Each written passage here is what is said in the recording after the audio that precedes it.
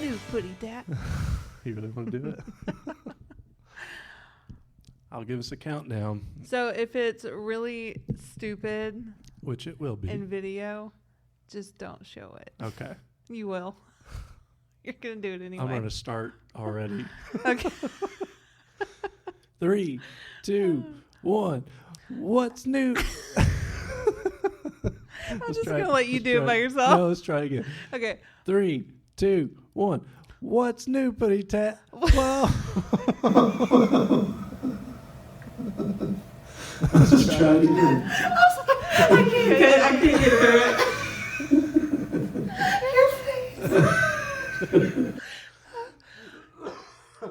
All right, well, just forget that. I need tissues now. I don't have any tissues. Oh, there's some right there. Well, while she does that, welcome to the TWC podcast. This is Pastor John with my sister Maggie again. We were attempting to do something that we were doing off camera, but as soon as cameras start rolling, nerves and awareness are just heightened to a sense that is uncontrollable. Your mascara is running. I know. Well, so I know we have more to do with what we're getting ready to talk about here, but I could not help but I've got to bring up. You're gonna have to fix your face. I am. You can leave this in. I don't care.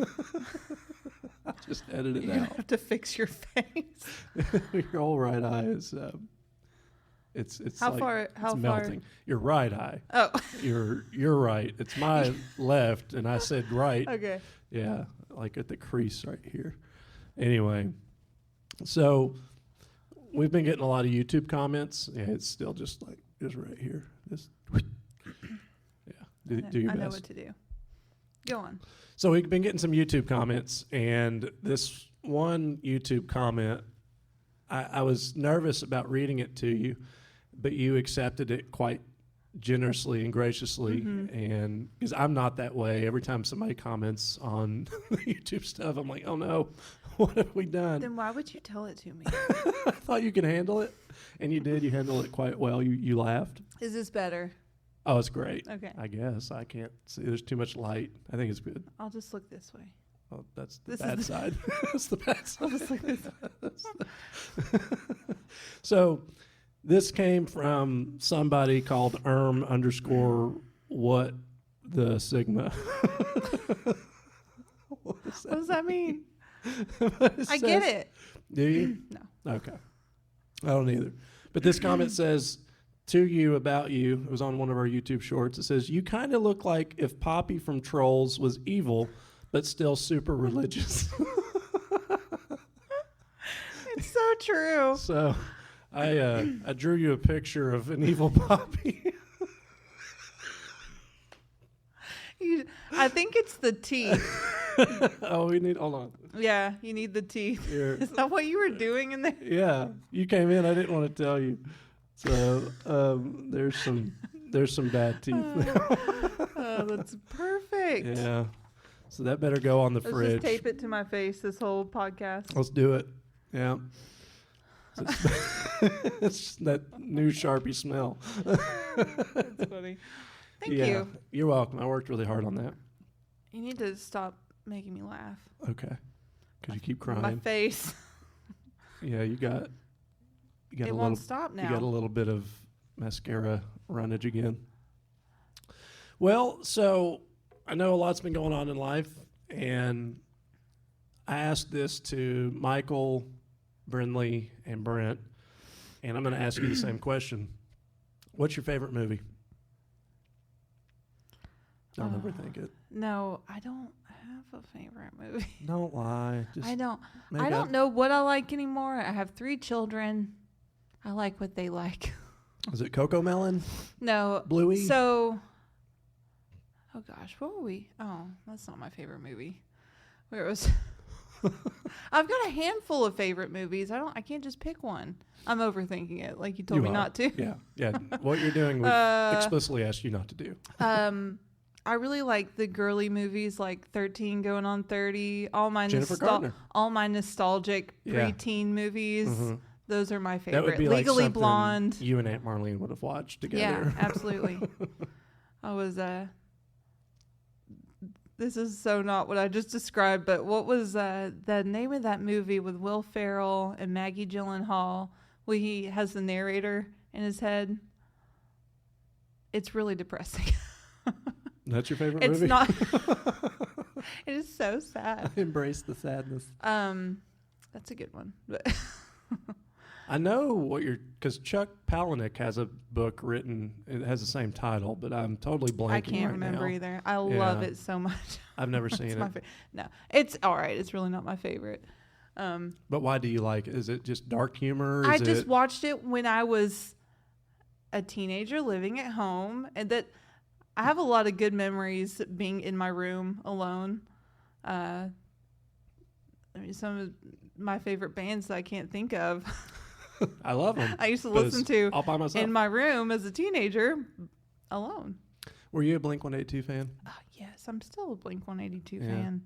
Do you like their new stuff? I don't know. Okay. I don't listen to them. I'm such a fan, but I don't know what they. I really don't. No, I'm kind of scared to listen to it because what if it's not good? The nostalgia factor of what you felt then and what you are now. Oh my gosh, I can't even think of the lead singer's name. I only have two. Mark and Tom. Yeah. The point at the time where he went solo. Mm-hmm. Angels and Airwaves. And I remember really not liking it back then, and that just made me sad. well, you know what he did? I might like it now. He shut himself off, put himself in a room, and all he did was watch World War II clips. Oh. And that's what he wrote about. Oh. So if didn't you're know a that. World War II buff, I never really even listened to it all that much, but I just Mm-hmm. know about it because I was such a fan of theirs growing up. Mhm. But yeah, I never got into it. Yeah. It wasn't something that I pursued. When I think of Blink-182, I immediately think of you because you introduced them to me. And You're welcome. me driving in the car with my friends, and Okay. you were in the passenger seat. Do you remember this? Was that? Do you know where I'm going? No, but It was their live version, and they had this song on there. It was nothing but explicit words. I do remember that song. Yes. Can I tell them what you did? I don't know. What did I do? It was so horrible. You took the CD out and you chucked it out the window. Did I get convicted? It was so funny. So there we are with yeah. no music. Yeah. Because back then you didn't have your phone for Right. Spotify. Yeah, and all like that the stuff. one CD I had not scratched in my car. It's You the only one just that chucked didn't it out the skip. window. See, our children, if they ever listen to this, they're not going to understand a word of this. Like, what is the Yeah. CD? What is skipping? What does Yeah. all that mean? Why is it bad if it's scratched? That's hilarious. Yeah, I mean, they obviously very good pop punk. I don't even know if you call it punk, but Oh, it they was were poppy awesome. music. Yeah. They were good. I still love them. Yeah, they're very vile. The old them. Yeah, Yeah. They I love have the most vile of their their music. that live album. I remember the story of that live album because I went to buy it. And when I bought it, it's when Lee was still around, and we just went home and we sat in my Oh yeah, it was your CD. yeah. I stole it from you.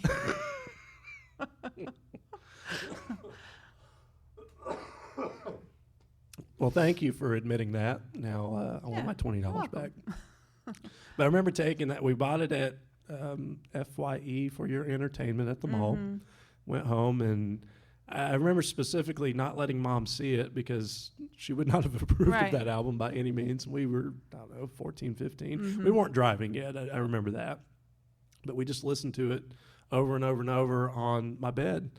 And that was life, you know, just like getting influenced through your artists. So, which is still true today. Oh, You know, if you yeah. want to infiltrate children's minds, get into their art and, you know, the video games and all that stuff. And that's what's going to be a huge, huge influence on their psychological well-being and not well-being and all those different things. So it's like we can't necessarily trust those things because, I mean, that album, I should not have been listening to it as a 14-year-old. And we were probably, I mean, if you're driving, I mean, 17, 18. Yeah. And, you know, so just, yeah. That's I mean, when you started feeling conviction.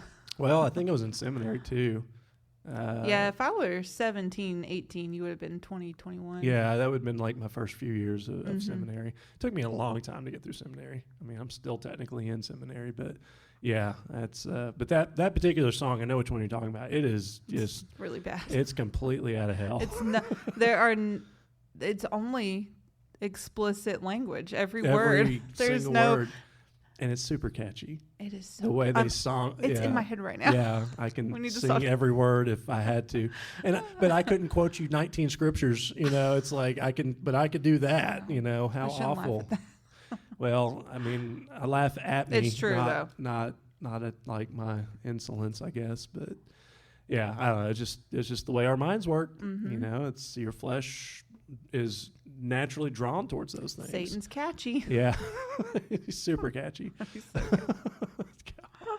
Satan's stupid, and I hate him. One thing I remember, Aunt Marlene will tell us this story every once in a while. When she was in Bible school, their teacher asked the kids, "What color do you think Satan would be?" And everyone's like, "Black." And Aunt Marlene said, "Oh, he'd be yellow." Because he is catchy. Yeah. He makes things enticing and fun. And I think I said this last time. Satan is not fun. Just a little asterisk at the bottom. He comes as an angel of light or disguised. I'm done. Yeah, that was a really good story. Yeah. What was the point? What are we talking about? But you're right. I remember preaching at the old church one time that Satan is not in hell right now, and he doesn't have red skin with a tail and a pitchfork. Like he is amongst the world, and most likely, he's one being. One evil. Not being. everywhere. So he's probably in the Middle East, poking his eyes and putting his fingers, poking people's eyes with his fingers. Putting his eyes in their fingers. Poking his eyes. I'd like to see how that works. He would. He would, right? Yeah. I'll show you this. But that's most likely where he's at, pulling the strings with somebody there. I was actually just talking with somebody about demonic oppression and possession and things like that, and they're like, do you believe it's real? I do. I don't think as a Christian you can be possessed. I think that once the light of Christ is what rules and reigns in your heart, and you've given your life to that, I believe that Jesus is the end all to that. Right. Yeah. But we can tamper and flirt with it. Sure. Just like me being able to go back to that song. It's like, that's not what I want to worship. But because I idolized it for so long, it does have a place in my memory, and it's not easily to just let go of those things. I mean, even then, like, I think of that song and I think of being 17 and how, I had a great life, but how miserable I really was at 17 because I was doing so many things that I shouldn't have been doing. And it seems fun when you're doing it, and then you look back and you're like, I don't really. Why was I'm that so ever much fun? happier now, like content with not drinking, not going out every night and doing whatever came my way. Well, and your energy changes too. Yeah, that's true. Not to like say you're wrong. But you are. Well, no, you're not. I'm just kidding. Your piece is going to be so much more enjoyable because you're not playing the role of this character that you are. Yeah. Yeah. Yeah. Like Brent was talking about, this is the only thing real. Yeah, ministry is fulfillment, and worshiping God is fulfillment. It's really the only thing that truly fulfills me on the spiritual level, Now, there's other things that are nice and they satiate things, but like it's true fulfillment. It's like serving God and following his path. And that's not always easy. It's not always the most pleasant thing, but it is the most fulfilling. But I don't think anything worth having should be easy. Right. Salvation is easy because you're giving your life to Christ. But then after that, it's like, okay, I'm going to have to give up quite a few things. And that may not be easy for a season in your life, but it's like if you go without eating sugar for so long, it eventually becomes something you don't want. So at first it's not easy, but then eventually you're like, I don't even crave this anymore. So you've gotten yourself to a position of acceptance, if you will. And so I think that's really how it is as Christians, because a lot of times people are like, well, I want to get saved and just like all these problems be alleviated from my life. Well, the biggest problem has been alleviated from your life.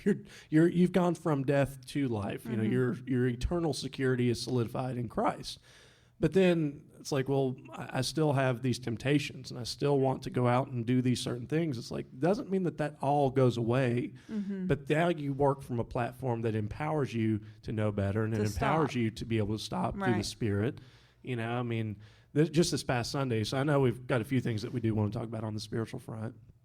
And I kind of wanted to dissect this past Sunday service. So for those of you that are on YouTube, I put a portion of Sunday service out there. It's 2 wrongs don't make a right. And I didn't put the entire thing out because we had 2 altar calls. You know, we were in the middle of our music and our worship, and the guys and the girls, they were doing such a good job. And I was in the back of the room, and I just really, I could not contain it. You know, I was literally shaking to some degree. And I was like, you know, feel the Lord just telling me to go up and to speak and that we need to have people come and have some deliverance. And you were in the back with one of your babies, and Pastor Mike was there. And, you know, so I walked over to you and said, hey, if you don't mind, pass the Reverend off so you can come up front with me. And I got up to the front, started speaking, and like I was just trembling. You know, I mean, it was a total faith moment of, Lord, I do feel like this is what you're wanting to accomplish, but your flesh then says, does he really? Is it? Yeah, right. Exactly. You know, like, ew, what if it doesn't work? You know, you're going to look foolish. Ew. Right. Ew. Ew. And so I was more determined to please God than I was myself in that instant, because when the Lord speaks to me like that, it's powerful. It's tangible. It's measurable. You know, it's not just a feeling at that moment. It's like, no, this is overwhelming me. You know, sometimes I feel emotional. Sometimes I feel certain things, but this was overwhelming me. You can't get it out of your head. Right. Yeah. Yes. And it's like, this has to be true. Right. Like, this is the truest thing I'm feeling right now. So how can I not give in to it? Right. And so when I got up to the front, I was just trembling. And I remember just saying, you know, I feel as if God, there's healing and there's deliverance and there's people that have unforgiveness, and it's like we need to bring that to the altar. Now, that's a symbolic gesture that we're doing when we come to this altar and we lay down before the Lord and like we lay hands on people and pray. Surrendering Yes. our problem. Right. Yeah. But that symbolism then becomes tangible, you know, and it's like there's an empowerment of the Holy Spirit at that moment to really say, hey, I do want to do this, you know, and so it's like I don't want to disappoint God with just like feeling something and then not giving into the feeling. You know, I think feelings and emotions are a wonderful gift of the Holy Spirit that he does give to us, but they are just that if that's where we leave them, you know, but your feelings and your emotions can also go negative, and it can also be destructive, and it can also be, you know, neurotic in how you think about them, and they're just always captured in this prison mindset of not doing anything except taking away from you. But then when you do have this like overwhelming good feeling and you give into that, I believe that's really God trying to give you faith. You know, and it's like faith is of God. It is a gift from God. Yeah. I didn't know if anybody was going to come up, but I really just felt like God was saying, do this. Now, I did not get everybody's testimonies, but I've had a couple people come up to me afterwards, and they said, look, I came in that day. I had one person that was just, what they said, it was like extreme to the level of what they were saying. And I don't want to disclose what they said, but it was just a matter of like, if that moment had not happened, then they would not probably still be around. You know, I mean, it's like it was that close to them that the Lord was speaking through that moment to speak to them specifically to come up and be delivered from their ailment. Right. And that's God. I mean, it's like that's what Absolutely. God wants to do in our life. Yeah. But if we quench the Spirit, if we don't allow those things to happen, if we're not living by faith, then we're living in the flesh. And I don't think that there's anything in the flesh that can please God as far as what I can give. Yeah, absolutely.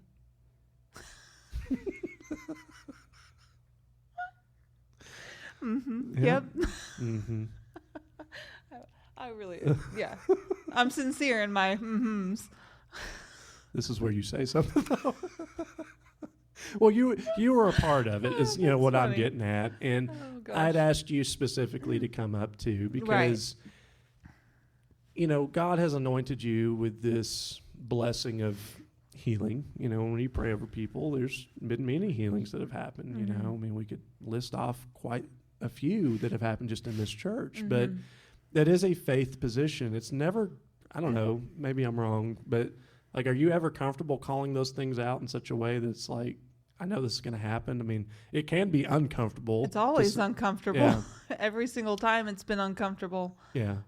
Even with people at work, customers that I've prayed for, I really don't, this is going to sound horrible, I really fight it. Like, I really don't want to do this because I feel like I'm coming across like I'm going to pray for you and you're going to get healed, you know, because of me. And I really don't want people to feel that way about me. I honestly believe it's God. And like you said, what if it doesn't happen? And there have been a couple times, but I'm starting to notice the difference. Like you said, when you're so overwhelmed and you can't get it out of your mind, that's a good sign it's the Lord telling you to do it. But then there are days aside from healing. I was talking to somebody last night and I just felt God telling me to say something that directed the conversation towards him, and I just had a hard time doing it. So yeah, I mean, I struggle with that, and it is intimidating pretty often.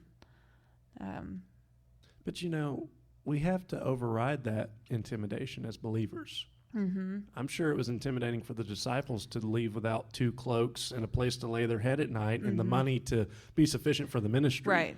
You know, I don't think anything done right for the Lord, faith can be intimidating, especially when you don't know the outcome. I find myself more and more, though, realizing like, God's got this. Even if I pray for this person and I feel nothing and they feel nothing, God's still working behind the scenes. He's still going to do something, whether I see it or not. And it's not about if I see it or feel it. You know, that's God just maybe letting them know, just giving them a reminder, you know? Sure. Well, and that kind of goes into the next point. So we have this flooding of the Holy Spirit. You know, we have an altar call before we've even started preaching the word. And I don't know how many people stayed in their seats. You know, it's not like we got 7,000 people here, but you know, everybody came up. Yeah. And we prayed. We laid hands on people. We prayed for a lot of people. And in those moments, though, like when I do altar calls, I don't feel anything. You know, and really, I do believe that's a gift from God, because then I can be clear in my thinking, in my speaking. If I'm over emotional, how am I going to be able to speak to this person? And so it's like, it doesn't overwhelm me in the moment, you know. Now, hindsight, it might, or before it happens, it might, but it's not just my body reacting, you know, because it's like, I can't stop this and I can't hold it back. You know, I think I've talked about this on the podcast before, but that one time that the lady had the problem with her liver, and I texted Brindley, my wife, about God saying that he was going to heal her. I literally could not hold it back. You know, I had this thought, and I'm like, well, Lord, is that really you? And then I started texting my wife. I said, you need to tell her, because I didn't have any way to contact this lady, but I just felt like God was saying she was going to be healed. I forgot about that. She goes the next day, she was healed, and she told Brindley, she's like, if your husband hadn't texted me that, I would have given up. You know, so to your point, that may just be the spark. Right. You know, you might have the word that delivers somebody into that position of promise. Their hope. Allowing God to manifest his truth and his position, that he can actually do what he wants to do. But, you know, services like that, it's a heightened experience. It's fun, quite frankly. It's interesting, you know, of what happens. And I don't know that we're ever going to know all of the different types of deliverances. But it's also something with our church, I want it to be genuine. Not every service is like that. Right. You know, and I think if every service was like that, I don't know how genuine it would be. Too much of a good thing. Yeah. You know, and kind of, I remember talking with Whitney one time, because we did that healing service. And, you know, it's like the next one that we do is like, we'll do it when it's needed. You know, so our job is to be sensitive to the Spirit and the call, not so much that we're doing it all the time, that we're abusing it. Doing it on our timing. Right. Yeah. You know, but it will happen. And what's so funny is like the one healing service that we did do here, we were full. I mean, it's like people were, I don't even know how people knew about it. It's not like we advertised Yeah. it. Yeah, it was really But full. people came and got their thing, and then they went back to their other churches. And, but we have a lot of testimony from that too. I wrote this down in Romans 10:17. It's like we need to do things by faith. And so the Bible says, Romans 10:17, so then faith comes by hearing, and hearing by the word of God. Simple, to the point. But that's what preaching does. That's what speaking the word of God does. It's like our faith, it comes by hearing God's word. Right. And that should be activating us. And that's something that I brought up during the sermon too, is like a lot of times when I pray, I think it. I think to the Lord. And I was thinking to the Lord. Right. And he said in my thinking, speak to the Lord. Like you need to start speaking. And so the Saturday night before that service that we had, I started speaking out loud to God. I was just like so overwhelmed with the response that was happening. As I was speaking, there were words coming back. It wasn't audible. It was that still small, quiet you spot. You sensed him. But it was like there were answers taking place immediately. And you were obedient. It was a conversation. It was a dialogue. And so to me, I think that speaking to your faith, it activates the spiritual. It activates the faith. It activates the life in the words. And it's not so much in thinking it, because when you think, those thoughts are captured in the right hemisphere of your brain, but when you speak, it goes over to the left hemisphere, and then there's life. Creates. Yes. Yeah, just like God. Right. Yeah. It's kind of funny because it's hard to sit and read your Bible for most of us. When you think about it like that, like there's so much other things you could be doing. There's so many other things you could be doing. But yeah, I mean, to sit down and read the word and have it create inside of you, for there to be you can see how important it is when there's such a struggle for you to not do it. Right. And That's how good. sleepy you get when you read it, I'm sitting here in my bed all cozied up and, yeah. But I think that's a real struggle. I mean, I know I deal with it too. I'd rather, when it's bedtime, I want to sit down and watch my shows and do what I want to do. Yeah. I want to relax. Yeah. So that's. Well, I think that's also what anxiety does is, I'm about to have to go back to my normal job here in just another week. And I've had the time to retrain my brain where reading is not a chore because I've got time to do it. So when I only had 2 hours out of the week, I'd rather do something else. Yeah. And now it's like, no, reading's not a chore. It's actually enlightening and it actually helps. And I'll say, the last sermon I wrote, instead of spending an hour or 2 on it, I spent about 5 on it. And I felt a lot different, because it's like, okay, I'm investing into the Lord this much time, and he invests it right back, and then you get to go and you get to like have that done in front of your 50 or 60 people on a Sunday. And we got to see that manifest. So it's like what you invest in God, he invests right back. And then it's blessed, by that investment too. And I think God can bless anything he wants to bless too. Sure. We'll never limit God and his abilities here, but it was just neat being a part of that process from the beginning to end, because you know how it is. You get casual with certain things. You just expect it to work, and it can, but what if it could work even better? Right. And I think that's what going and investing into the word and in prayer and speaking the life of God, it's like it just works so much better. And there's such a different enthusiasm to it. Absolutely. So I know we were kind of discussing earlier just some different things that we've personally experienced in our family and growing up, and the things that God has done. And, some of those investments, you may not reciprocate the blessing from it for years, and that's okay. I don't think God lives in a microwave, and I don't expect to hit the one button and it be done in a minute. I think when I was younger, I did. Oh, yeah. But now that I'm older, I'm like, okay, I get it. If it takes a little time, I'm okay with that. Yeah. But you were talking about some stories that, God had blessed certain people in the moment that they needed it. And I, thought you could just go into that for a little bit. It'd be interesting. Oh gosh, I should have looked this up. But Jesus made a comment how, I'm going to butcher this, but I'll try to look it up. where he says, if it weren't for wonders, you all wouldn't know the way. I have no idea what that verse is. Would you like to buy a vowel? We need signs and wonders is basically what Jesus was saying somewhere in the Bible. Well, so something does else. Does that sound familiar? No. Okay. He says let me an look it evil up. and adulterous generation. Let's see. No, I just need to look it up. Okay.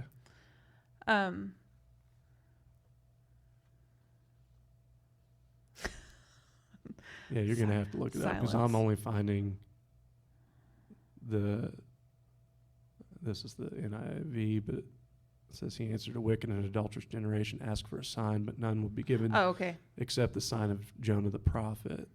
Will you never believe in me unless you see miraculous signs and wonders? That's in John 4.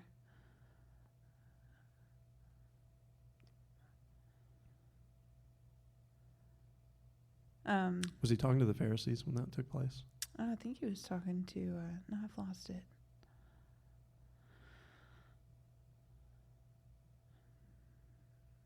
The internet is awful here, by the way. I'm still trying to load John 4. What verse is it? I just lost it. Hold on, let me go back. 4:48. Okay, let's see. Unless you people see signs and wonders, Jesus told them, you will never believe. Yes. The royal official, So who was he talking to? Well, let's see. After the 2 days where he left Galilee, now Jesus himself had appointed out that a prophet has no honor in his own country. When he arrived in Galilee, the Galileans welcomed him. They had seen all that he had done in Jerusalem at the Passover festival, for they also had been there. Once more he visited Cana in Galilee, where he had turned the water into wine, and there was a certain royal official whose son lay sick in Capernaum. When this man had heard that Jesus had arrived in Galilee from Judea, he went in and begged him for him to come to heal his son, who was close to death. And he says, unless you people see signs and wonders, Jesus told him, you will never believe. The royal official said, sir, come down before my child dies. Go, Jesus replied, your son will live. The man took Jesus at his word and departed. While he was still on the way, his servant met him with the news that his boy was living. When he inquired of him at the time when his son got better, they said to him, yesterday at 1 in the afternoon, the fever left him. Then the father realized that this was the exact time which Jesus had said to him, your son will live. So he and his whole household believed. This was the second sign Jesus performed after coming to Judea from Galilee. All right, so do something with that. So Jesus said, unless you people see signs and wonders, you will never believe. Yeah. And I don't think he meant that as like, you idiots. I think he meant you all need to see in order to believe. Not all of us. The occasional encouragement through that, absolutely. though, it should, as a Christian, that's not draw you in. Yeah, that's not where we live, but occasionally we get to see that comet come through the sky. It's like, there it is. Yeah. Well, I mean, just talking about our aunt, they had a very nice, large home in a nice neighborhood. Some stuff went down and they were going to have to lose their home. It was going to be foreclosed on, just from things that were out of their control.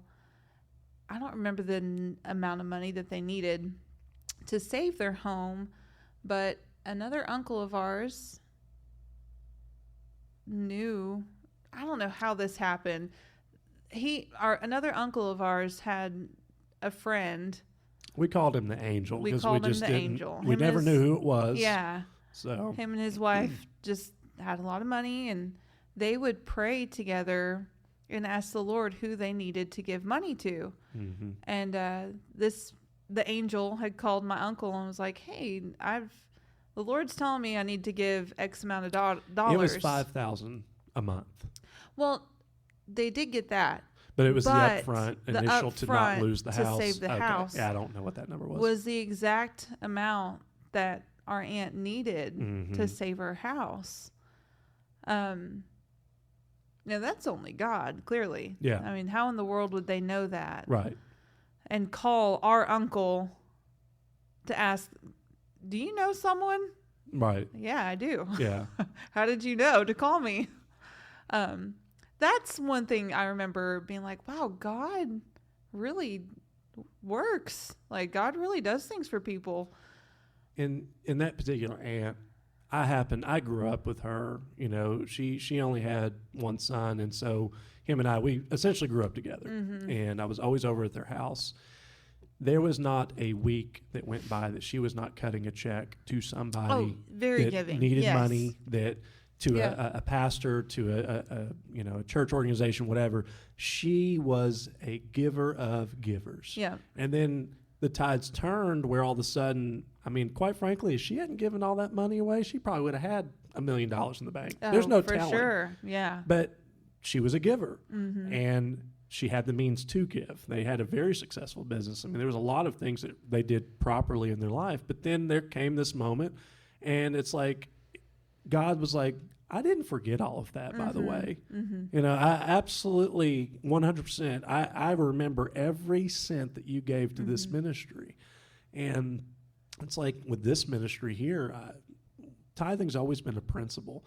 And God has absolutely provided for this church in such a manner because he knows that it's going to be a giving place. You know, so when you give, God will give right back to you 100-fold. Right. And that was a manifestation of that in their life. Absolutely. Yeah. This is what I was reading this morning in Psalms 31. This just makes me think of this story. You know, she gave because the Lord told her to. Amen. And she feared the Lord, which Right. I was thinking about that this morning. Like, if I were to explain that to someone that's like, you know, why does he want us to fear him? You know, that sounds so negative. But it's more of like everything you do, you consider what would the Lord want me to do because he has what's best for you. Well, that word fear is trust. Right. So the Old Testament version is trust, you know, so it's like They I need fear, to change that. I respect so you. negative. Yeah, the Old English sometimes can be interesting to decipher, but it is that position of like, I respect and I trust in you so much, so it's like I fear not to go outside of those bounds. Right. Yes. So this is Psalm 31:19. It says, "How great is the goodness you have stored up for those who fear you. You lavish it on those who come to you for protection." Yeah. So blessing them before the watching world. So that situation. Okay. So God tells this man to give somebody this amount of money. Then he lavishly gives them $5,000 a month for I don't know how long, but I think until she passed until away. she died. Yeah, that's This kind was of what I a was few thinking. years in between. So what? Yeah. How else? Who else would that be but God? You know, it says right here, that's lavishing. Yeah. Well, Satan is not going to give you money like that in such a manner in which you don't have to earn it. Right. You know, go look at the P. Diddy files and go look at the Epstein files and all Right. this stuff. It's like, hey, if you want riches, yeah, Satan, if you will, can bless you in that capacity. In We'll which, just say evil. I don't want to Evil? give him too much credit. Right. Well, there you go. But at any rate, it's going to cost you your integrity. It's going to cost you your character. Yeah. You know, all this blackmailing with all these videos and all this garbage that's out there, and it's all sexual in nature. You know, and I think that's the biggest like misnomer is that a little bit of misconduct in your sexuality is an okay thing. That can take you down a rabbit hole in which you may never get out of. Yeah. And so in the capacity of like when God gives you something of that manner, though, it's like what's in return except just being thankful, Right. and Yeah. being grateful. She didn't. That's what I think. Like, she didn't have to give her money in No. order for God to do Right. that. All she had to do was trust that the Lord was going to take care of her, and he would have. Mm-hmm. Yes, and I'm trying to find Hurry a up. verse in Malachi where basically, and I don't want to misquote because I got in trouble for misquoting a verse the other day, so now I'm scared. We're just hyper aware. Right, let's see. God dare. It's the only time that you see the Lord dare us for anything. And it comes to do with your money. Mm-hmm. And it's in the book of Malachi somewhere, but I can't find it right now. Hold on, see, I'll find Malachi it. 3:12 through, let's see, is it 12 through, Malachi 3:12. All right, let's see if I can find it real fast. But it's the principle of when you give to God, he will give right back to you in such a way that you won't be able to contain it. And so he actually starts off in such a manner as to like, who do you think you are to like rob God? Mm-hmm. So Malachi 3:8, will a man rob God? Yet ye have robbed me. But ye say, wherein have we robbed God? In tithes and offering. Ye are cursed with a curse, for ye have robbed me, even with the whole nation. Bring ye all the tithes into the storehouse, the church, that there may be meat in my house, and prove me now that we're herewith, saith the Lord of hosts, I will not, if I will not open you the windows of heaven and pour out you a blessing, that there shall not be room enough to receive it, and I will rebuke the devourer for your sakes, and he shall not destroy the fruits of your ground, neither shall your vine cast her fruit before the time in the field, saith the Lord of hosts. And of all nations shall you be called blessed, for ye shall have delightsome land, saith the Lord of hosts. And I think it's such an amazing thing. So it's like, okay, I bring what God has requested of me, and what is he going to do? He's going to bless me so much that I won't be able to contain it. Mm-hmm. You know, the windows of heaven are going to open up, and it's going to pour out a blessing on you. And for me, that blessing has never been one of, I need substantial wealth. Mm-hmm. I don't desire that. I do desire to have a calm mind and a peace and a love and a long-suffering position so that I don't go out acting like a jackwagon. Like, that's the kind of stuff I want God to bless me with. Right. We can make money. Sure. Money's not hard to make, Mm-hmm. you know, but it's these people that want to pay God to just deliver them in such a fashion. Well, that's not necessarily why I tithe, and that's not necessarily why I give to the Lord, but it is a benefit in which he'll give to me. But I don't think that God's transactional in such a manner. No. You know, I don't want to reduce that I can like buy myself out of hell. Right. You know, in fact, that's literally the opposite of what the Lord teaches. Right. It's just another faith builder. Yes. You know, Yeah. you give me, or you put your trust in me with your finances, and I'll show you what I can do.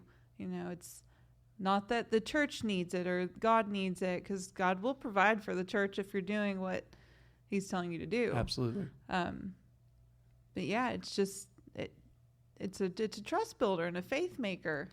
Well, if you were to show me your bank account, I could show you where your heart is.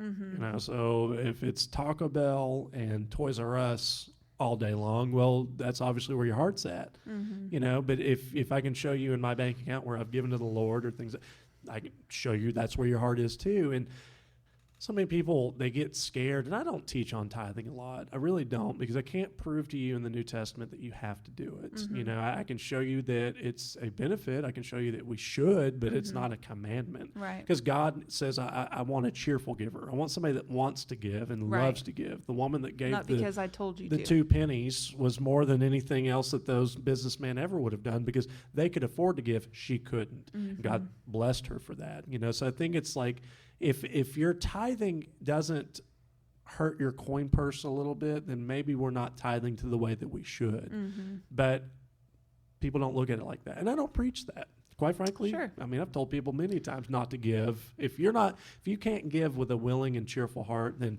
I would ask that you take that until you're ready, and then give when you're ready. Right. Well, everyone knows about tithing. You know, I would Even say. people that don't go to church are like, oh, they just want my money. Exactly. Yes. So, yeah. Everyone knows about it. We don't need to preach about it. Well, and I never have. Right. And this little No, church, you haven't. it's just been amazing, because we're not rich, but we have enough. And when people ask if we can help, we typically can. Mm-hmm. If God allows us and aligns us to do so. But most times I think he does, you know. And so I think it's our responsibility to stay so in tune with the Spirit that we know where to go. But I think it's the reciprocity law. The moment that you give, God's going to give right back to you, you know. And then that's how he operates. Mm-hmm. And he wants us to give by faith. Now, so I know growing up, when I heard that statement, when you give I know you didn't say your money, but when you give your money, God will give it right back. I always think he's going to give me, for my 100, he's going to give me 7,000, you know? Oh, that's awesome. But I like that math. I may be wrong, but I don't know that he necessarily always pays you back monetarily. I mean, he might give you back or give you what you need to survive. But could he also give you revelation and well, it's like, I think you're getting into the trust realm. okay. Does that make sense? Yeah. You know, so do I make sense? Absolutely. Okay. Yes. So to me, if I'm trusting God with my finances, which is most likely the biggest thing in our heart. You know, most marriages have difficulty because people don't talk about their finances. They don't have a plan. But if I can trust God with my finances, then yeah, I think he can give revelation. Yes, I think he can give a unique blessing to you. Does it always have to be monetary in value? I don't think so. Right. By any means. Has he done that for me? Many a times. Yeah, right. I've had people randomly, here's $1,000. The Lord laid it on my heart that you're supposed to do that. And I'm thinking to myself, I don't need this money. Yeah. You know, I really don't. I've gone out and God's provided a decent job and other investment opportunities where I don't hurt for money. And that's probably why I don't ask for money, because I personally don't hurt for it. But I know there are other pastors and other churches that do. And it's a constant need. We just happen to not be in that category. And I'm thankful for that, because I don't want to have to get up and harbor people for their finances. Nobody wants that either. But God says here, if we give back, he's going to bless us, you know. Well, back then, they needed crops. They needed animals. Right. You know, having $1 million back then, it wasn't going to buy you the next PlayStation and a Ferrari. I mean, it's like they needed sustainability. So in the mindset of like, I get to go home, I get to eat, I get to sleep in a house that's cool and heated in the winter. I get to have a pretty nice bed, you know. So there are other ways that God has blessed us, and so much so it's like even that blessing, it doesn't get worn out. You know, the children of Israel, they wandered in the wilderness for 40 years. It talks about how their clothes didn't get worn out. So I believe there's a blessing even there. It's like the things that we have, their shoes, they will last and miracle. sustain. Yeah. Right. So I think it's up to us to be sensitive to that blessing. And allow the Lord to bless us in the way that God wants to bless us. Not force him to be money. I'm giving you this, you give me that. But yeah, I mean, I like what you just said. He could just open your eyes for you to recognize that you didn't really need it like you thought. And he's given you everything you need, and really everything we could want, really. Oh, yeah. I remember a friend of mine from the church, he came over, and we went skateboarding, and I've got a couple of electric skateboards, and I just remember him saying out loud, he's like, "You own this?" You know, it's like, yeah. And he's like, "This is amazing. I didn't know people had this kind of stuff." I'm like, "Yeah, well, you know, there it is. You know, it's like I do have more than I'll ever need." Right. You know, I've got paddle boards and skateboards and campers and cars. I just, you know, but I also don't go out and spend an arm and a leg on these things. It's not all that expensive, but we have our finances in such an order that we can do those things. You know, I don't go out and get in debt to have a skateboard. Right. Yeah. I would never do that. You are a good steward with your money. Well, you give when God tells you to give. Yes, and my money works for me. What he tells you to give. Yeah. Well, not too long ago, the Lord put it on my heart to give a car to somebody. Like, it would have been nice to get the $7,000 that car was worth and put it back in my pocket and take the kids to Disneyland or whatever. But the Lord put it on my heart. And what's so cool about it is when I walked up to Brindley, I was like, "Hey, I really feel like God's just telling us to do this." She goes, "Okay." Yes. No hesitation, no blinking and batting an eye and thinking, well, we could do this or that. She in complete agreement, you know. And for me, finances are more difficult to tackle than they are for her, because she just trusts and believes. Right. Where I've got to like see where this is going to come out in the wash, if you will. I wonder if that's a gender thing. It could be. I mean, with the man, you being the man, and being a more traditional house, you do need to focus more on money than she would, you know, because I'm that way with me and Rob too. I'm much more like, yeah, it's fine, it'll be taken care of, and he thinks about things more than I do. Yeah. Well, I know we're not like necessarily hitting this topic, but like the wage gap that there is with men and women. You know, when you say gender, that's the first thing that comes up, because I do know some women that are way more financially worrying than their husbands are. So I think that ball could be passed and forth back and, you know, between women and men. The pay gap, though, men historically have worked more dangerous jobs and longer hours than women typically do. That's why they, in most cases, are making more. Now, if I get hired and so-and-so gets hired for the same job, I actually had this happen where I left a job and I got hired back on, and I had a friend of mine, she had got hired before me, and I said, hey, how much do you make? She told me. Well, she had a little more experience than me, so I asked for like $2,000 less than what she was making, and I got it. Well, they took me from this store and put me into another store. Well, the girl that was working at that store had the same title as I did, but she was over HR and I was over sales, but we were both managers. Well, she looked at what I was making. I was making $20,000 more than she was, and she had been in the position. A year? Yes. And she had been in the position a lot longer than I had. Well, all of a sudden, there was this lawyer running around the business. I had no idea who it was. They never talked to me, and I never talked to them. I didn't really care. I was out producing sales. Getting rich. Trying to.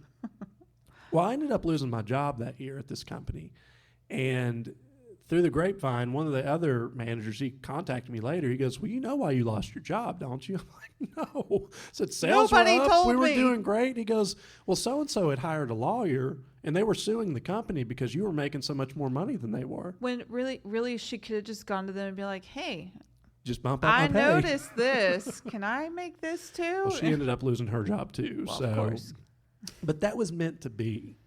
Like, because if that hadn't happened, my ministry career wouldn't have taken off when it did.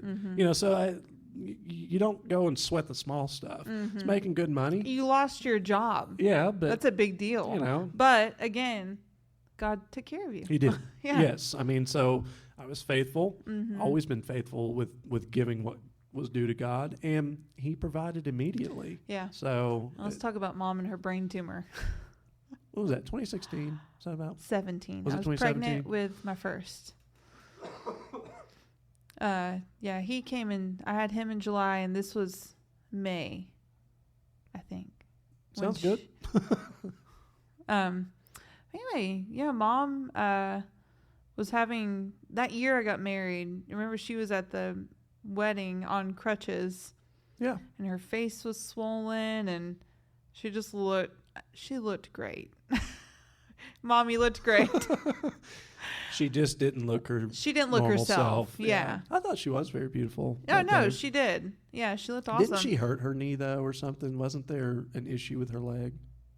Sorry, I don't mean to throw a wrench in the grind, but I don't remember. I just know she was on crutches and she couldn't walk very well, but Yeah. she may have hurt her knee. But then one morning she woke up and she couldn't get out of bed and she could not walk, and she called Aunt Marlene. They went to the hospital, and they did some scans and found a tumor. I'm telling this. I'm looking at you like you didn't know this. oh, they did. How is she? How is Mama? She had a tumor on the right side of her. Where was it? Your left, my right. Here. On the left side of her head. In her earlobe. Anyway, if you're going to have a brain tumor, it was a really good one to have. It wasn't no. This is the best spot to have brain tumors. It wasn't near anything Hey, we important. can only laugh because we've been through the suffering and the trouble, and then she died. You looked at wow, okay. Spoiler alert. Just kidding. You know, it's like when you go through that kind of shock, if you can't meet it with some humor, it will destroy you. Oh, you sure. know, so, Absolutely. Yeah.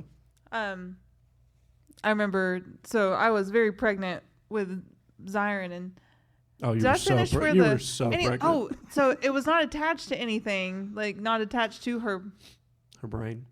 anything important. Just her Her brain. hypothalamus. I remember getting to the hospital and did you come out with Brent to meet me? So, yeah, and so that was after I had lost my job at the other place, and then I was at that other position where I had met the lady that got me into the first church, right? Yes. And then I actually lost my job there. That's right. Because of Mom's brain tumor. Yeah. I had to take care of Mom and do all these things. And they got so mad at me because, like, I left. And you and Brinley were married at we were this married, point. Yeah, had a baby. Yeah, and so you needed your job. Yeah, I needed a job, but I left. Like, so we get the call. Mom's like, "Hey, I'm sitting here I have in a brain the hospital, tumor. but I got a brain tumor." I left, and so I call my job back. I was like, "Hey, my mom's got a brain tumor. Like, She's dying I'm right in now." shock." And they're like, "Well, we need you back." And I will never forget, because I left. I walked in, and I looked at my manager at the time, and I said, "I cannot believe you have me back here." I said, "I got some of the most devastating news that I will probably ever receive in my life, and you're too concerned about you leaving for me to be able to be there with my mother." And I remember she said something. I said, "You know what? I'm just going to go." So I walked out. Good for you. And then I got Make a call. her finish that shift. I did. Yeah. Absolutely. Well, she had knock been, over some mannequins on the way out. but I remember I got a call from HR, and the story HR had was not anywhere true. These companies are so sick. Yeah, well, I remember getting upset about it, and I just stopped myself. I said, "You know what? Y'all just do what you're going to do, and we'll figure this out later." Yeah. So, because I'm not playing these games, and then they let me go, Well, which really, was ultimately the best you thing. really quit. Well, yeah, I mean, that's essentially what happened. But I was working at the other church. I mean, so I wasn't like, I didn't quit not having a plan. Yeah. You don't. Right. You do not leave a job if you don't have money coming in. These people that come to me are like, "Well, I just quit my job. Well, what are you going to do for money now?" "Oh, I don't know." Yeah. Have I another know job. I don't want to work here and here and Yes. here and here. So have something else in place before. It is easier to get a job while you have a job than it is when you don't. Sure. I mean, they look at that too, don't they? They do. I don't. And everybody lies on the resume, so Right. Who knows what all that means. But anyway, there's some point to this. Mom had a brain tumor, and we keep talking about my jobs. I'm sorry. It's all about John. Yeah, well, you know it. That's why this podcast is called the John Podcast. The John's way. Yeah, the John's way. So, The way, John. Mom is self-employed, has no health insurance, and she was not yet 65, so no Medicare. So anyway, have this brain tumor, which I'm sure costs hundreds of thousands of dollars to take care of. But she got to the hospital on just the perfect day with the perfect brain tumor. And the surgeon... I'm sorry. The perfect brain tumor. If you're going to have one. Of all the ones. It's the perfect one. Lord bless us. The brain surgeon on duty that I wish day, I could remember his name. it was Do you remember? I do. You can tell me off camera. it was one of your Okay. favorite names, actually. Okay. I just forget. It was Joel. I don't remember. I love the name I remember Joel. his last name, but I'm not going to say it. Okay. Yeah. Uh, I wanted to name one of our children Joel, and I got outvoted. But that's okay. I don't hold any grudges, Brindley. well, she lets you do whatever you want. So Yeah, she's pretty cool. I didn't name any of my children, so We can tell. yeah. It's true. So the surgeon on duty that day, Joel, Dr. Joel. Dr. Joel, he they didn't do it that day. No, because it was a couple days later. They But did he some was scans, there with and the- he came back. Yeah. he did the scans and consulting and consulting, not consulting. Consulting. Brought to you by... Margaret Pollock. Which, by the way, if you've ever seen the first podcast we did, I put Maggie Forsyth. Oh, Rob I got was hurt. I got called out by that. Oh, really? Somebody, By who? Probably Rob. Brienne. Oh. She asked me, she was so sweet about it. She goes, is there something wrong? I was like, no, it was just a Freudian slip. Well, I'm So- still Forsyth on Facebook. I just Are you? Yeah, never my changed it. my status on the relationship still says pending. I've tried to put that I'm married to It's Brinley. complicated. I tried to like associate that I'm married. Just says pending. I She's just never figured a accepted it. picture with me robbing a baby says it all. Every other man's like challenge accepted. Not if you look like evil Poppy. So Joel. Dr. Joel. Just the facts. So anyway, Dr. Joel, he's wonderful, super sweet, real tall and thin, just like so handsome. He's whatever. He was the George Clooney of that hospital. George That's not Clooney. that funny. I don't know why I just laughed at like George sorry. Clooney played a doctor on ER. You don't did he? No, I'm too young for that. Okay. Yeah. Well, Anyway, back to more important things. this story is taking forever. It's your fault. So, okay, he does the surgery. Everything goes well. The whole family's there. I don't remember what time they started, but I just remember we were there till early hours in the morning. Yeah, it was like 2, 3 in the morning. And did I mention yeah. I was pregnant? Yeah. It's all about me. Me and my hypothalamus. I don't know. Yeah. He was just really nice. You know, he saw that we were all out there waiting, every single one of us with all of our children. Well, he had 2 surgeries that day. He had one before mom, and then obviously mom, and then the one before mom, it ended up taking a lot longer because he didn't get started on hers till the late afternoon, essentially. That's right. Yeah. Yeah. So the surgery happens. Then mom's in ICU for a few days and gets out. And Dr. Joel, her last day before she left, he's like, I want you to go out this door because I know you cannot pay for this. And if you go through the normal way, they're going to ask you and hound you about, you know, setting up a payment plan. And he's like, I know you can't pay me because she didn't have health insurance. Yeah, That was God. absolutely. You know, you have a brain tumor. You're like, oh God, I don't have health insurance. My children are going to be paying this off. Or grandchildren are going to be paying this off. And God just took care of it. Yeah.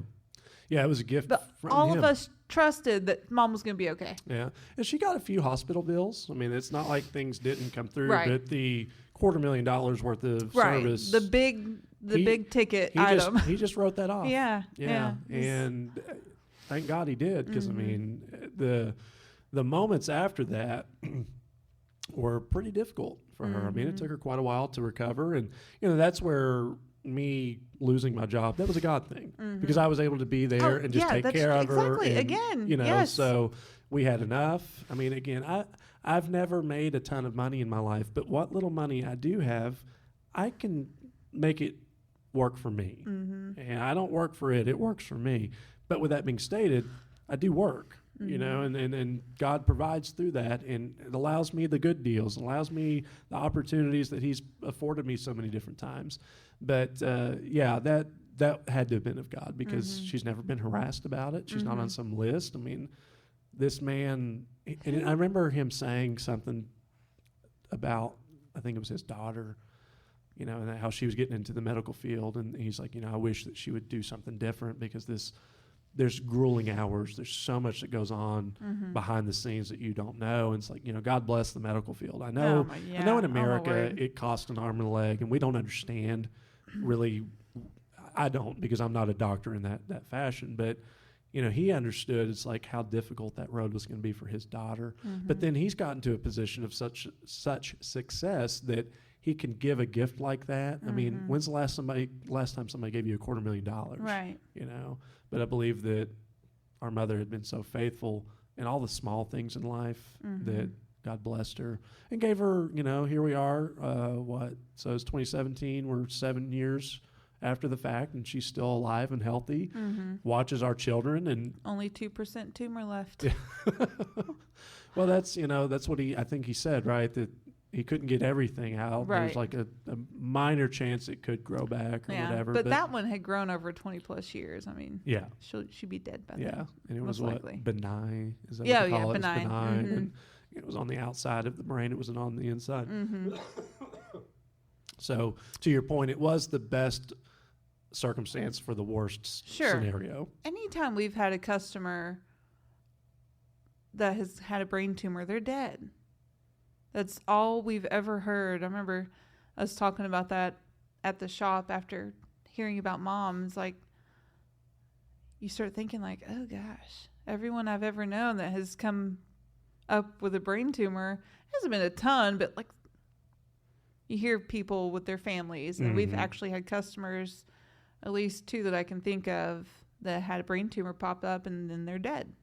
Well, it's like when I was at the old church, obviously I remember that scenario, and would talk about it from the pulpit, and I wish I could remember from memory, but there was a verse in Matthew that just talked about healing, and so I started proclaiming that over Mom and all those great things. But there was a few people that would come up to me afterwards like, yeah, my husband had a brain tumor and he died. Yeah. And so it's like the head and the heart are the 2 things you don't mess with. You can lose a hand, you can lose a foot, but those are the inward workings that have to operate, and if they don't operate in your body is not functioning. So yeah, it's sad and difficult, and just thankful that she was able to get through it the way that she did, and she's pretty darn healthy. Yeah.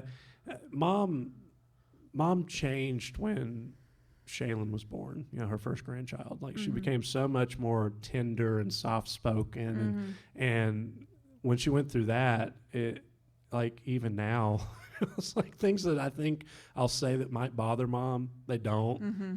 She's so much chill. Yeah, there's just a lot relaxed. more chill, and I don't know if it's just like one of those things that I almost wasn't here, but I still am. But those things do change you on the molecular scale, and you still see that though. But it's like a good thing and not a bad thing. Right. Because some people get brain tumors and it goes the opposite. Oh yeah. It's like they forget how to do math and then they become mean. There was actually I remember a story of a man. He got hit with a propeller blade or something, but it hit the frontal cortex of him. And he had an affinity towards being attracted to children after that. Oh, no. Yeah, so, I mean, it was like totally a strange, weird, corrupt situation. But then, like, it altered him to be something that he never would have been if that accident hadn't occurred. Yeah, so... That's crazy. So out of the scenarios, to your point again, it's like... It's a good tumor. It's the best. It's the best. What are we going to name this episode? Good tumor. It's not a tumor. Tumor Dan. Tumor Dan. Sorry. Oh, it's fine. It's fine. There was a verse out of Philippians 4 that I wanted to read, just talking about the goodness of God. And, of course, this is Paul talking. And Paul went through it. I mean, he was beaten. He was tried. He was flogged. He was shipwrecked. I mean, this guy had a testimony if anybody should have, but this is the New King James Version. But he says, I know how to be abased, and I know how to be abound. Everywhere and in all things I have learned both to be full and to be hungry, both to be abound and to suffer need. So it's his way of saying I've learned how to be content in what God is doing. Just accept it. Right. And I think, with our church and my life as being a Christian, I remember when we got that news, I didn't react. Like we showed up to the hospital. We didn't know why we were there. And then the doctor comes in and he's just like, oh, and yeah, the headaches, you've got a tumor. And I just remember thinking to myself, okay. Like I didn't overreact. That's so funny. Yeah. And I didn't underreact. I just was like, okay. So I feel like that's what I was like. Do you remember? I don't really. But I remember thinking that too. Like I wasn't nervous or scared, or I was like, oh, we'll have to pray about this. We'll just have to do something about this. Yeah. Well, we can't die when our parents do. I kind of talked about that with the podcast about Dad. Right. Like, Dad's gone, but he's gone. Right. And now I carry the memories, and now I carry the good stuff, and like I don't have to carry all that bad garbage. Right. You know, whether he's there or not there, whether he did or did not, it doesn't matter. There's no changing it. So I am who I am now, and you know, when that was kind of almost a proclamation of some sort of death.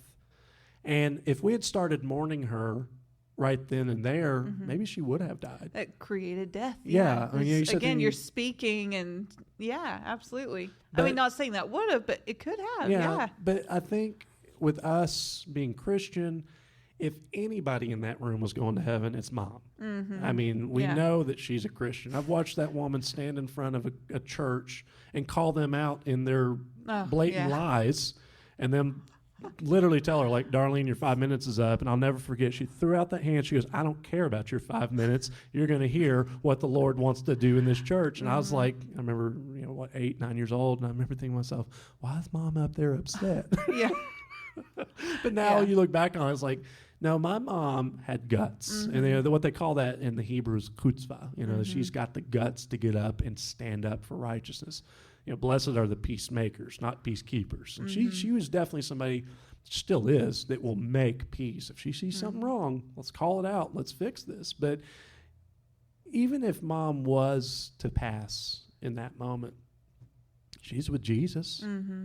How can you be upset about that? If that's the ultimate goal for all of us, I mean, live life, live it abundantly, have the author of life create great new and amazing chapters while you're alive. But when we pass as Christians, that's not the end for us. So death, for a Christian, it shouldn't be scary. I'm not intimidated by the thought that when I pass from this life to the next, that I'm leaving behind my children. I don't want to, but I'm not intimidated by it. It's not scary. I'm financially secure. They'll be fine. There's enough insurance and whatever else that those kids will be taken care of. But the piece of passing on from this world to the next, it's not an intimidating factor in my life. Why do you think people are, specifically Christians, why do you think Christians are afraid of death? Or do you know any that are afraid of death? I don't know that I mean, I'm sure there are, and I'm sure I do, but not that I know of. I don't know. I know growing up with our family, they talked about heaven a lot. I don't know if that has anything to do with it, but I know there'll be things I would love to go to Japan. Will I? I don't know. Maybe one day, but I'll be able to in heaven, on the new earth. I will get to do whatever I want to do when the time comes, when I'm dead. I'll get it all done when I'm dead. You heard it here first, folks. Not that that's all that heaven's about, but well, there's definitely going to be a benefit. Absolutely, to being in heaven. Right. Yeah, I mean, you're going to have a job. If you don't like work, and heaven's not going to be the place for you, because we're all going to be given an authoritative position, if you will, to rule and reign with Christ. Right. One thing that would make me nervous about dying is my family. Those that die then in heaven, they're fine, but the people left here, they're sad and depressed, and that's what would make me scared, is like, how would they handle my death? Especially depending on what age they are, and like right now, I don't even want to talk about it. Well, our children probably aren't capable of understanding that, because all they are just little bundles of energy and life and abundance and excess and extreme emotion. That's the fun part of playing with a toddler. It's like they can be crying one second and then just as happy the next, and them not even understand what they just went through. And that's what makes it fun. It's just this ball of energy that is so tangible and moldable, but that's our job, is to mold them in the right direction. I don't know when the proper age to introduce a child. I mean, some get introduced naturally because somebody does pass. And you have to explain that, or your dog passes away, so it's like, okay, I'm going to have to naturally try to introduce them to what's happening here. But the fear of it is an interesting one to me because, what is fear in that position? But it's something that we meditate on so much and become anxious with, and we don't understand it. And so what you don't understand, you're going to categorize as a negative. Mm-hmm. As a Christian, we should understand what death is. Mm-hmm. So that's one reason why. I mean, I'm not saying I want to go out and be tortured or murdered or, but Right. I want it to be fast and easy. Preferably in my sleep. Right. I don't want Or to a heart feel it. attack. But because I have an understanding of what takes place, then I don't fear it. Mm-hmm. That's the thing. We fear that once we don't understand. So we must We embrace understand. this. Right. And Christ being the conqueror of death, then what do I have to fear? The ultimate victory, especially in 1 Corinthians 15, death has no more sting. So why do I have a fear of that? Because my body might pass, but my spirit is eternal, and that's what's going to go on into heaven and be around forever. So I'm not afraid of that. Mm-hmm. That's a good thing as far as I'm Absolutely. concerned. And as far as my children go, I think God will provide for them. Yeah. He Even would. amongst my absence. It's Right. sown into Absolutely, this. he would. Yeah. Yep.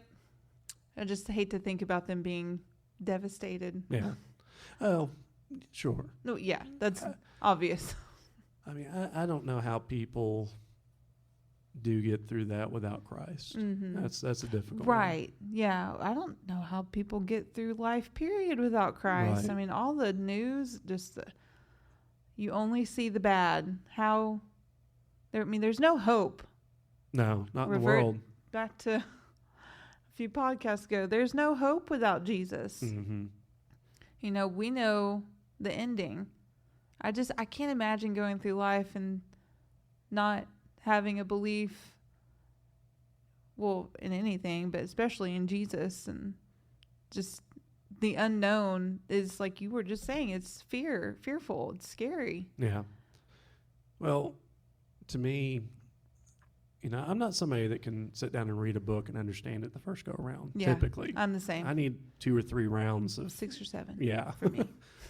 But if I do know kind of how it ends, Mhm. I can start reading between the lines a Yeah. little bit better. Yes. I'm like, oh, that's what that means. That's how. Oh. Yeah, that's how it is reading the Bible. Yeah, Right. absolutely. And so when you go into Revelation and it talks about all these, vials and bowls of wrath. All and this stuff that makes no sense yeah, to at us. first. Because, well, one, I'm a pre-trib. I don't Mhm. believe that we're going to be here during the tribulation. I believe that the trumpet will call and the dead in Christ shall rise and we'll be in heaven. And as it's said, we'll be watching from the mezzanine. But in the capacity of knowing the end from the beginning, it does make more sense. Mhm. When you have presidents that are in place that just absolutely are running the country into the ground, that doesn't make any sense. Why would you have these policies that's causing hyperinflation? Why would you Mhm. have policies that are giving more rights to people coming across the border illegally than people that come across in a legal fashion? Mhm. I don't think there's anything wrong with immigration. I think Sure, immigration no. is a fundamental position that America has to have in order to keep our infrastructure growing in the way that it needs to grow. But we need to have rules and regulations to where if I come across, why are they getting more benefits in healthcare than I am, where I'm Mhm. paying taxes and all these other things? It doesn't make sense in some degree. But I don't get angry and I don't Right. get upset, and I'm not going up in arms and going to say, hey, let's revolt against this government because of all the tyranny and all the evil stuff. It's all going to hell anyway. Right. I'm God sorry. reigns above it all. Yes. And it's not only that, but God specifically puts people in place that, one, this is a hot take, but one reason I think that our previous, now, I don't take a position Republican, Democrat. I know. don't care. Yeah. I do favor the Bible, Mm-hmm. but I don't even know why I'm setting up as like an apology tour here. If you get mad, turn it Who off. cares? Skip it. But I think that one reason why President Trump was taken out of office because the evangelicals were worshiping him more than they were God. Mm. It was very obvious that America was prospering under Trump. Mhm. Yeah, for much sure. more than we have with many other presidents. Mhm. And Mr. Biden, I had hoped for the best with him when he came in. I just don't think he is there mentally, and I hate to say that. He struggles in that avenue, and that is a tough office to be in. I don't think anybody, what is he, 80 or, right. He's pretty old, but he's struggling, and it's difficult for him. That's abuse. Oh, I mean, in my counseling practice, if I was to know of some sort of abuse going towards a client or the client's parents or whatever, you're legally bound to confront that. And here we are as, America. I say we. I can't do anything about it, but the powers that be, there's an agenda here. And we keep sending money to all these other countries and funding the war machine and all these things. And it's like, where does this money come from? Well, America owns the waterways. After World War II, instead of us taking over the world, because America was in a position where they could have done that. They very well could have gone and set up shop in Italy and set up shop in Germany and said, yeah, you can't be a country anymore. You've been trying to poke your fingers in everybody else's eye. We're taking over. But what they did something very strategic. They took over the waterways. So, our Navy is the strongest Navy in the entire world. We own the waterway. Well, how does any good get across, to one country from the next? Through the water, so through those canals and through those ports. You ever wonder why they call all seagoing vessels a she? Because it's literally a birthing process. We're conceiving here, we travel here, and then we go into the harbor, and it's like the birthing process. There's a legal term for all of this too. It's called birthing process. I hope not. But it's a seagoing vessel, and they're all women in spirit, if you will, because it's literally giving you the opportunity to live. All this stuff that's given over to us. But America, we own the world because of the dollar. All of the gas is purchased through the dollar and all these things. But if that's ever lost, the inflation that you have seen in recent years is going to be nothing like the inflation that you'll see if the dollar ever loses its value and its position. And that's one thing they say that Kennedy got shot for, because he was wanting to go back to the gold standard. So used to, your dollar was a promissory note of saying, hey, it's worth this much in gold. But then when they take us off of that, it causes all sorts of issues. If you're ever really interested in this kind of stuff, go and look up the Fed and, oh goodness, what's the other name? Whoever prints the money, the Treasury. Go and look up and see who actually owns that stuff. It will just absolutely amaze you, because you think, oh, it's all government. 5 or 6 people. Yes. Yeah. It's all government position and government ran. That's not true. These things are being ran by private corporations. They're just building another PlayStation off of our ideas. Huh? But doesn't Sony own? I have no idea. Are they? I know Samsung is a force to be reckoned with. This was but I'm a not few sure about years ago Sony. that I saw this. So Disney may have bought them now, but they owned quite a bit, like Hershey's and Johnson & Johnson, and really? just all the I did not know that. They just had a position in those things. Now this was a YouTube video. Take it with a grain of salt. Just take it with a grain of salt. Yeah. But it showed you, Sony and all the branches of companies that they owned, and it was everything. Wow. I think. Well, Nintendo used to own a stake in the Seattle Mariners. They just recently sold off of that. So, I mean, it's not uncommon for these companies to have ownership and some sort of branching out investments. Because what do you do with the multi-billions of dollars? Do you just let it sit there, or do you try to invest and grow it? So that's where they're coming from, which is not a bad position. But that's one reason why when America flexes its muscle, it gets its way. Because I think we still support Israel.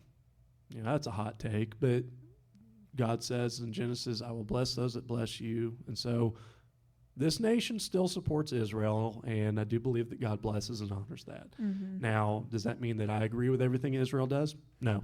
Quite frankly, I don't agree with a lot of things America does, but it doesn't matter. Yeah. I'm not in control of it. Right. But I do know that God sets up leaders for a reason. The thing is that Satan doesn't know when the end of times is. Right. So I believe there's been an Antichrist many a different times. Sure. Every generation, I'm sure. And there's going to be a day where God the Father looks at his son and says, go get him. And there's going to be wars and rumors of wars and all these things, but the end has not yet come. But we as Christians, we're aware that it's on its way. And are we closer than we ever have been before? Absolutely. But the book of Revelation talks about how a loaf of bread is going to cost the wages of an entire day.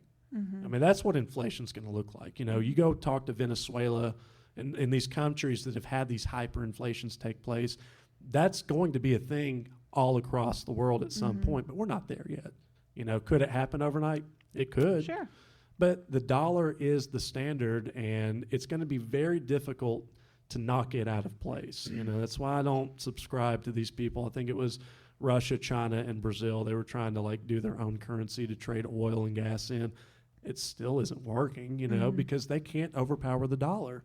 It's just that the America is in a very strong position. But that's why America can fund all these wars and do the things that they do, because they can print the money. And I don't remember if it was with you or Brent, but Zelensky's wife allegedly bought some super expensive vehicle. I think that was when we were both here. Was it? Yeah. And Mom corrected me. I said 500,000. She's like, no, it was 4 million. That was the something. down payment.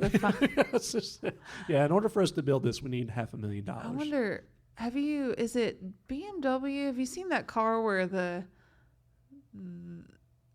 changes colors? It folds out I have. It is BMW. I wonder if that's the car she bought. I don't know. I have no idea. And then it's got I don't even know how to describe it. Like waves of tile that move. And I've seen it. It's very fascinating, the technology. I think it's BMW and Mercedes. It's been a while since I've heard this, but they spend $1 million a day in R&D. What's so R&D? Research and development. Oh. Yeah. So they $1 million a day. It's amazing. It's awesome. But they traditionally have some of the best vehicles. Now they better. Now they might. I think Mercedes is better than BMW personally, but BMWs you can get about 50,000 miles out of them, and then they start acting weird. 50? But BMW, yeah, for the most part. I'm sure that's not in all cases, but I think Mercedes he's presenting this as facts. Somebody correct him. I've done all my research, but in the capacity of with BMW, I think one of the cool things about their vehicles is they're a 50-50 weight ratio. So they're perfectly balanced. If you put it on a scale, right in the middle, it'll balance itself. That's pretty neat. Yeah, I don't know if they do that with all of their vehicles, but I didn't know that. Most.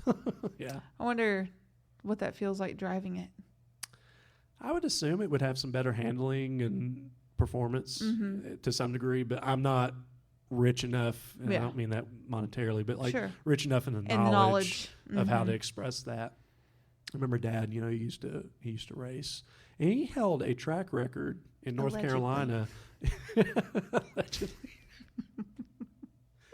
I need to get in touch with you and let you know about your dad. Everything he told you is a lie. Yeah, minor embellishments. Anyway. But yeah, he used to hold a track record in North Carolina. And I think it was for Formula One, but I'm sure he's lost it at this point. But he used to have a Nissan Z something. It was an early 90s model, but it was just a 2-seater vehicle. And so he worked for Pirelli. You have a Pirelli shirt on. I'm sure that's from him. This is his. But he used to work for Pirelli tires, and so he would test out the tires. And I remember him kicking that vehicle up on 2 wheels. Oh, my gosh. And I was in the passenger seat. He was a phenomenal driver. Yeah. It was crazy the things he could do. That U-turn, I don't know how you didn't flip the car. Because it was a Jeep, wasn't it? I want to say... Or we were in a Jeep-like structure. I want to say it was easily a flippable Toyota... What's that big... Oh, goodness. SUV? Yeah, I can't think of it off the top of my head, but I don't know. It doesn't matter. He was a good driver. But yeah, I remember he kicked the e-brake because we were going down like Highway 11 or something. And he thought it was his ex-wife that had passed us. Like, what are you going to do? You got 3 kids in the car. You're going to get out and be like, can't believe you divorced me, lady. Like, I don't know what his thought process was. But he kicked it and did a U-turn right in the middle of traffic, too. Allegedly. Yes. Allegedly. And then, he catches up to the vehicle, and he's like, oh, that's not her. Turns around, smoking. Pretty sure he did all that with just one hand, too, smoking a cigarette. One in his hand, one in his mouth. He lights one with the other. God, I miss that. Oh, this one's going out. It's how, like, you spend all weekend with them and you go home. Mom didn't smoke in the house or anything. It's like it'd take you 3 days for your hair just to get back to normal after spending time with them. Does it smell like cigarette smoke? But yeah, he was a good driver. He had his interesting moments with that. I remember that lady though. Her name was Angie. She'll never hear this, so it doesn't matter. But when we'd go to her house, she had those ferrets. They were so cool. We'd sit in the bathroom. Yeah. That tiny bathroom. I don't remember how big it was. I just remember you would sit on one wall and I would sit on the other, and our legs were parallel. Yes, and they would just like run in between. Yeah. And one time they ended up going up my shorts. That scared me. Yeah. It's legitimately like, how do you get this out? Dangerous. Scary. But those things were cool. Yeah, that makes me not want to get a ferret. I remember when that happened. Ever since, I'm like, no Never ferret, again. no ferrets. Never gonna touch They'll me. crawl up your shorts.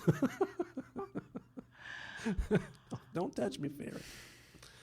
But yeah, I know we've talked about a lot, but finishing up with like some thoughts about Revelation.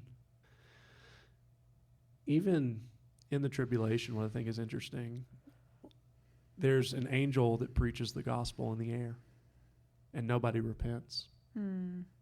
And people will often ask the question, well, if God is so loving, why does he allow all these things?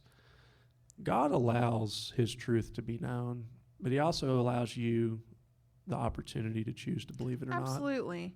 Yeah. He shows you himself every single day. And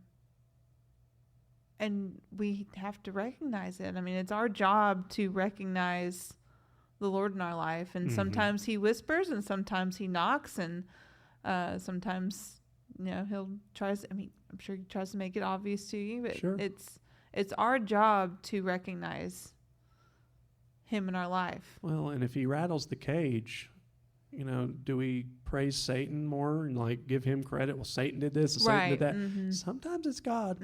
Sometimes God's the one putting the pressure, and sometimes God's the one coming and allowing the suffering in your life to get you back into alignment with his will.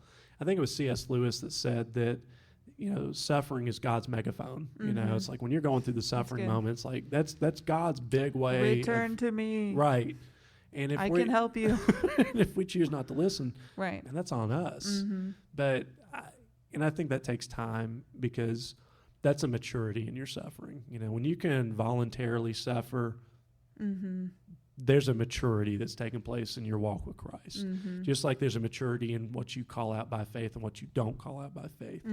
Just as if there's a maturity. There are people here that at this church, they say they can speak in tongues, but they don't do it wildly or frivolously or out of order. I mean, even in the Bible, when you go into speaking of tongues, if you do it publicly, there needs to be an interpreter. That's the biblical capacity of it. But if there's nobody to interpret, I don't think that the Lord's going to lay that on somebody to just start doing that. You look like a weirdo. Put fear in everybody. Yeah. It's like we have an orderly service, and I think that's what church is designed to be. There needs to be some order. That doesn't mean that we don't leave room for the Holy Spirit. Absolutely. Yes. Because that's one thing that I always appreciated about like my Baptist background, is that we wanted to be Spirit-led. We wanted some autonomy in the church, and so that comes with its own set of challenges. But how is God leading us as a church? Because we might be more closely aligned with people that can't afford their electric bills, but they can afford their food. Where this church, they might be more closely aligned with the homeless, but they're around a bunch of rich people. I mean, you go on Gay Street in Knoxville, you literally, there's like one street that separates the ultra wealthy from those that are in high need. So it just all depends on your relative position. But if we're overcasted with this big mission of we're all going to do this and there's no going out, then how are we led by the Spirit in that capacity? But, our church especially, because it's a grassroots movement, we've decided that we just want to be completely Spirit-led. We don't pay our tithes to, when you give your $10, we don't give another $2 to somebody that's sitting behind a computer screen making decisions for us. It all goes towards the kingdom. Yeah. That's a big deal. But in Revelation, nobody repents. There are going to be people that live through the tribulation period and the great tribulation period. That's one thing I don't think people understand, And then there's this millennial reign where we come back and Satan is let loose for a little while. And you know what the Bible says? That people are deceived again. They see this great terror of God and how powerful God is. But why does God do that? He does that to show us that we're really not too far off from just what we want. Even though he can show all these great signs and wonders and things in the air and things on the earth, people will still believe what they want to believe because he allows them to do so. We have free will. We have autonomy as human beings. And so there are still going to be people that are deceived, even after all the inflation and all the issues and all the stuff and hearing the gospel preached in the air, but there's still going to be a reprobate heart and unrepentance and not giving themselves over to Jesus Christ. That's the problem. But when people ask that kind of question, it just shows me that they don't understand truly the love of God. Because God doesn't not love you if he allows you to go through a hard situation. In fact, I think it's the total opposite. Yeah. He's drawing you closer to him because we're going through a hard situation and we need to have our cage rattled and it gets us back. And that's just the way we are as humans. We don't learn the easy way, unfortunately. No, we don't. It takes difficulty. So, what else you got? I think I'm done. I think I am too. That was it. I said all I could say. Well, thank you, evil Poppy from Trolls. Hopefully, I think next time we get together, we'll try to get some costumes and we'll just do the whole thing. If you listen to it through Apple or Spotify or wherever else we're at, you won't know. But if you watch it on YouTube, you can be a part of the fun. Figure out who John looks like, who he could be. I'm thinking somebody from The Legend of Zelda. I want to be one of those Gorons, those big rock dudes. Okay, yeah. They were always so fun. That'd be cool. That would be cool. Yeah, just wear a bunch of cardboard boxes on you. Just a big polygon version of it. And we don't even paint it. We just leave it as cardboard boxes. Return to sender. Amazon. Oh, that's funny. All right, guys. Well, thank you again for paying attention and watching and liking, subscribing, leaving good comments, and having some fun with us here. We do enjoy the interactions online, so not calling anybody out, but when you do have funny little comments like that, you're definitely going to get my attention. So anyway, thank you, Maggie, for coming and hanging out with me again. It's always fun talking with you. But guys, this is the TWC Afterthoughts. We love you. We appreciate you all. Like, subscribe, do all that fun stuff. We'll see you on the next one. Take care. Bye.